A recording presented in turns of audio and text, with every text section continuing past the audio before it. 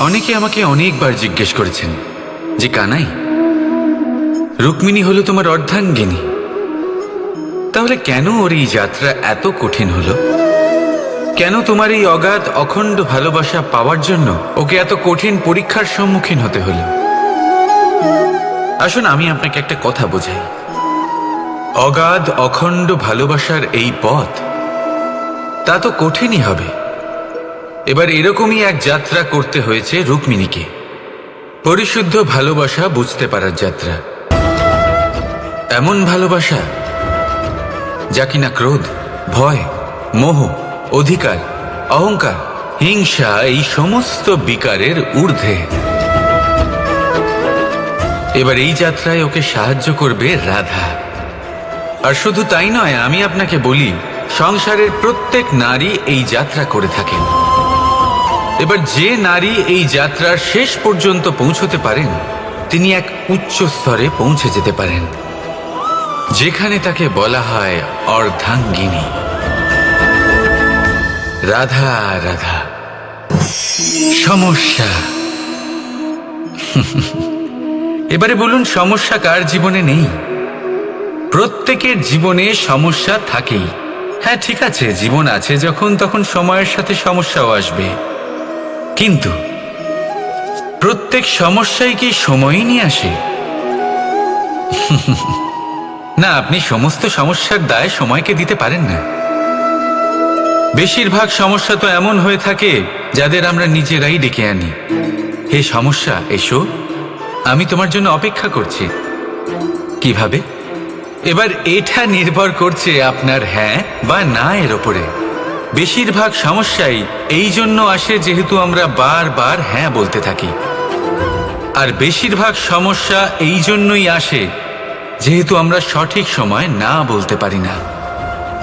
সেই জন্য না ভেবেচিন্তে কোনো কথা বা কোনো প্রস্তাবের সমর্থন করলে তা আপনাকে খুব বড় বিপদে ফেলে দিতে পারে।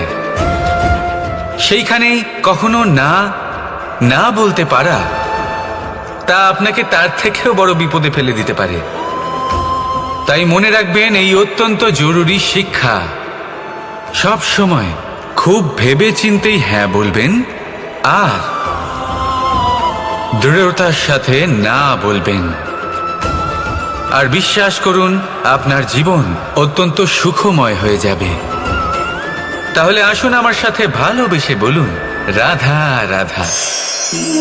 সাফল্য। সাফল্য এই পৃথিবীতে কে না পেতে চান? প্রত্যেক মানুষ চান যেন সাফল্য নিজে এসে তার কাছে ধরা দেয়। এবার সাফল্য তাদের কাছে এসে ধরা দেয় যারা নিজের পা ধরাতলে রেখে চলেন, যারা স্বপ্নের জগতে বিচরণ না করে বাস্তবের মাটিতে পা রেখে চলেন এবং তাও দৃঢ়তার সাথে।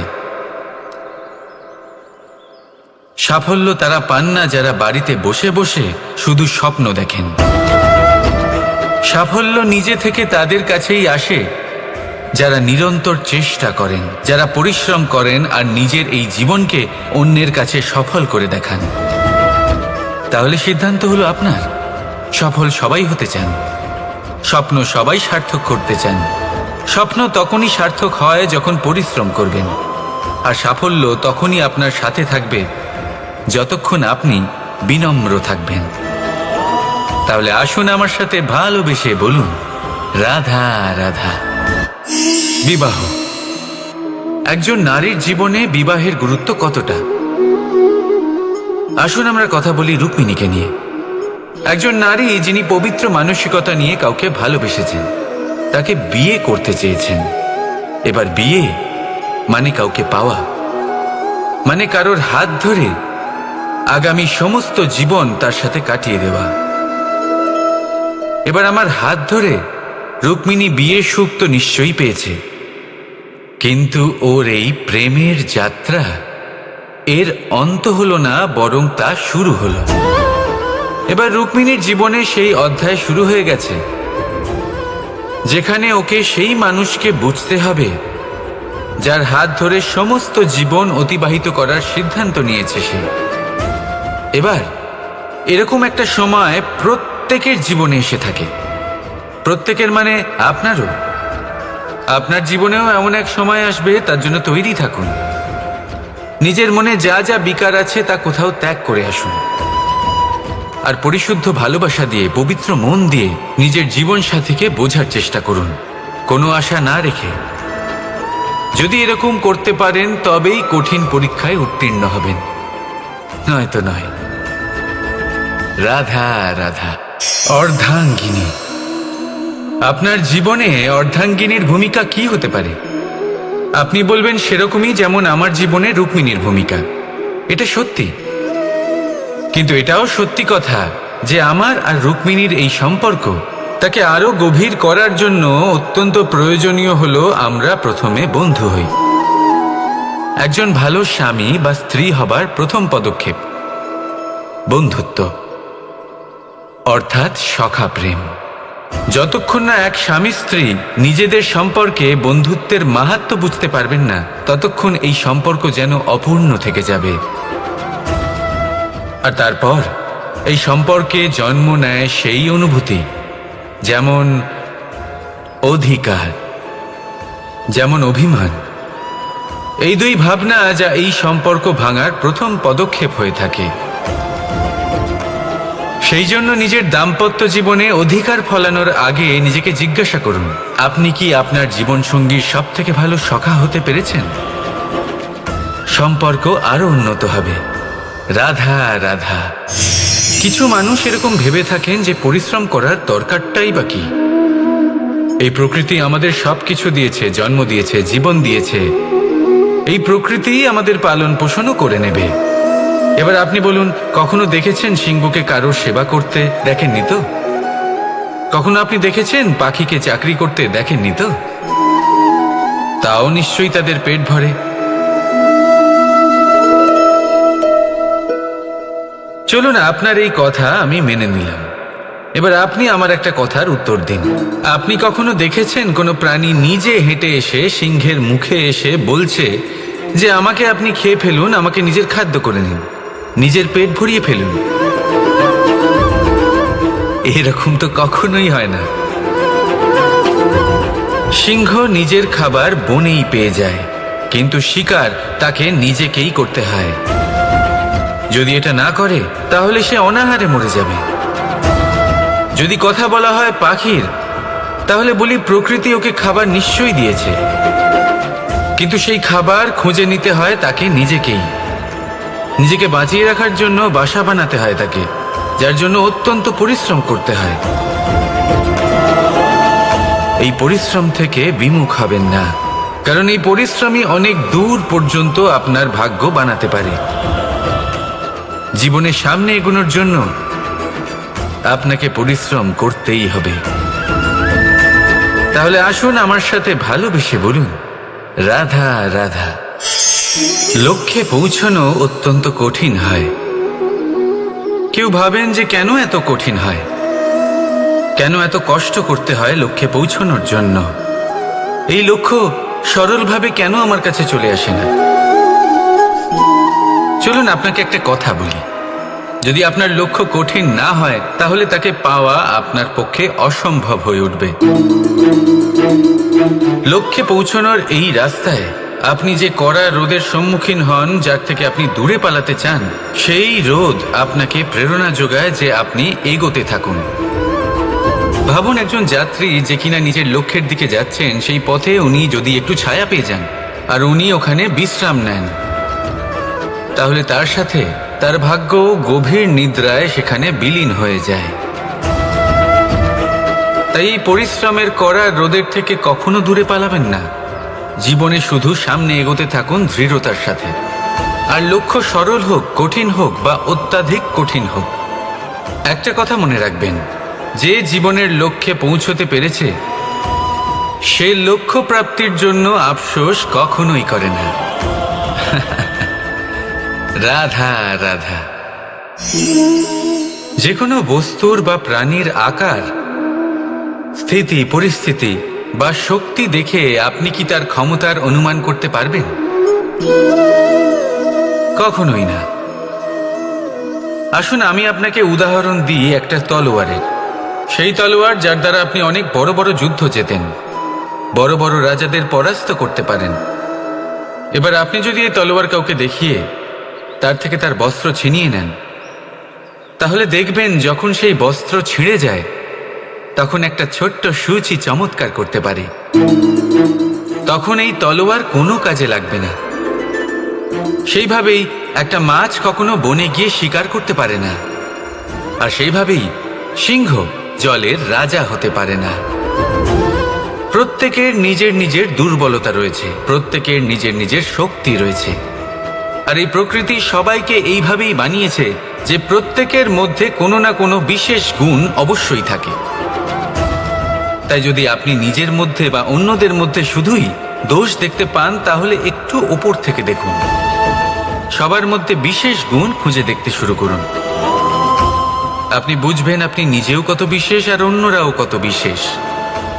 আপনি বুঝবেন এই সংসার, এই প্রকৃতি হলো কতটা বিশেষ। তাহলে আসুন আমার সাথে ভালোবেসে বলুন, রাধা রাধা। জলরাশির সাথে আমার প্রেম চিরন্তনের, তা সে মথুরার যমুনা নদীই হোক বা দ্বারকার সমুদ্রই হোক।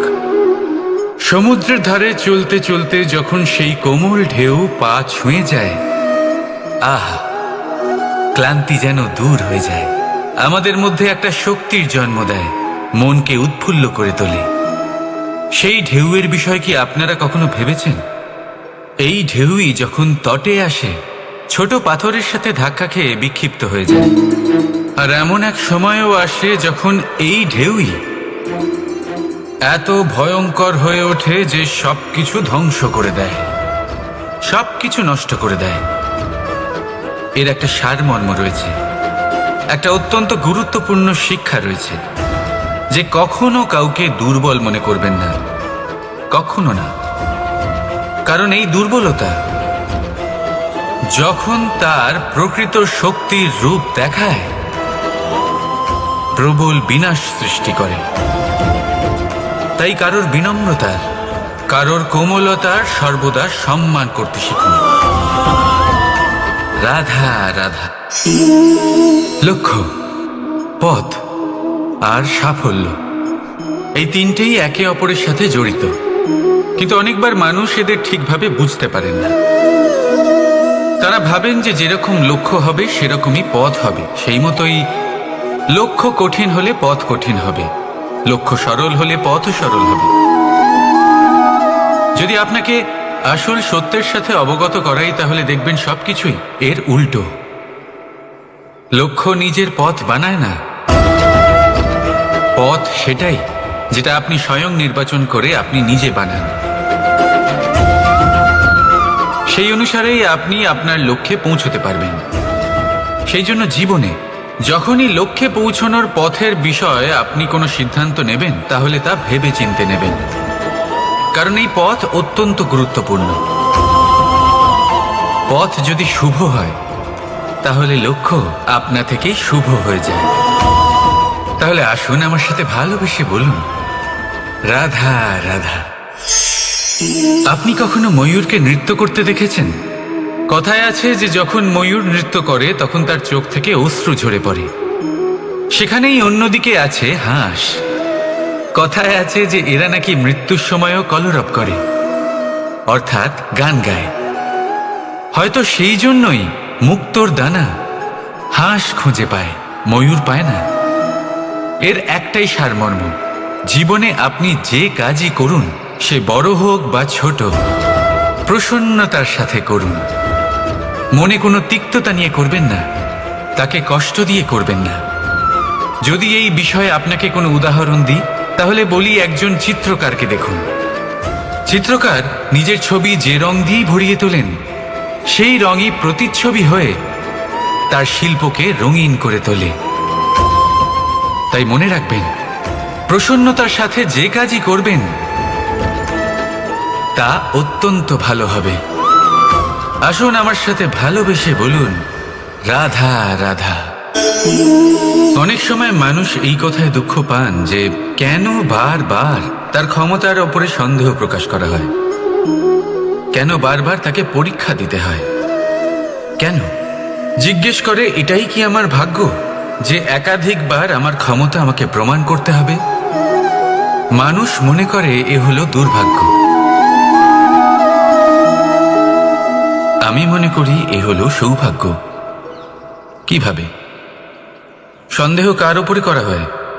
সোনার বিশুদ্ধতাকে নিয়ে, লোহাকে নিয়ে নয়।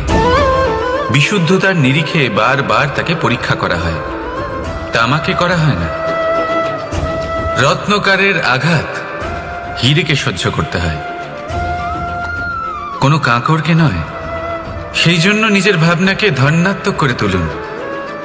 জীবনে যত পরীক্ষায় আসুক না কেন, হাসি মুখে তার সম্মুখীন হন, তাতে উতলা হবেন না। আর তারপর দেখবেন আপনার অন্তরের এই রত্ন আপনার জীবনকে উজ্জ্বল করে তুলবে। তাহলে আসুন আমার সাথে ভালোবেসে বলুন, রাধা রাধা। সকলে বলেন এবং আমিও বলি যে মানুষ যেমন সঙ্গে মেলামেশা করেন সেরকমই তার স্বভাব হয়ে যায়। এ হলো সত্য, কিন্তু এটা হলো অর্ধ সত্য। হ্যাঁ, বৃষ্টির ফোঁটা যখন সাপের মুখে যায় তখন তা বিষে পরিণত হয়, তাই যখন ঝিনুকের মধ্যে যায় তখন তা মুক্ততে পরিণত হয়। কিন্তু কোনো ব্যক্তির স্বভাব এ হলো অত্যন্ত গুরুত্বপূর্ণ। কোনো এক ফুলের কথা ভাবুন, সেই ফুলের সাথে জড়িত সেই কাঁটাগুলোর কথা ভাবুন। সহস্র বছর ধরে সেই কাঁটা ফুলের সাথেই লেগে রয়েছে, কিন্তু আজও সেই বিধেই যায়, সেই যন্ত্রণাই দেয়, সুবাস ছড়ায় না। কেন? কারণ বিধে যাওয়া কাঁটার স্বভাব হয়। এটা বুঝে নিন।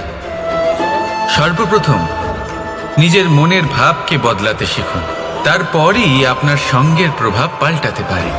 আর যদি আপনি এরকম করেন তাহলে আপনার জগৎ প্রশান্তিতে ভরে যাবে।